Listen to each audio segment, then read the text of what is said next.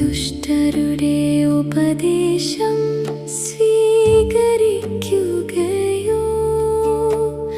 പാപികളുടെ വഴിയിൽ വ്യാപരിക്കുകയോ, പരിഹാസകരുടെ പീഠങ്ങളിലിരിക്കുകയോ ചെയ്യാത്തവൻ ഭാഗ്യവാൻ. അവന്റെ ആനന്ദം കർത്താവിന്റെ നിയമത്തിലാണ്.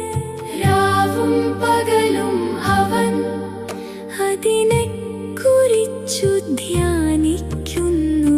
നീർച്ചാലിനരികെ നട്ടതും യഥാകാലം ഫലം തരുന്നതും ഇല കൊഴിയാത്തതുമായ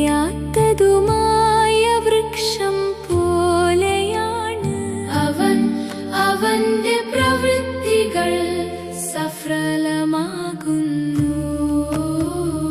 ദുഷ്ടരിങ്ങനെയല്ല, കാറ്റു പറത്തുന്ന പതിരു പോലെയാണ് അവർ. ദുഷ്ടർക്കു ന്യായവിധിയെ നേരിടാൻ കഴിയുകയില്ല. പാപികൾക്കു നീതിമാന്മാരുടെ ഇടയിൽ ഉറച്ചു നിൽക്കാനും കഴിയുകയില്ല. കർത്താവു നീതിമാന്മാരുടെ മാർഗം അറിയുന്നു.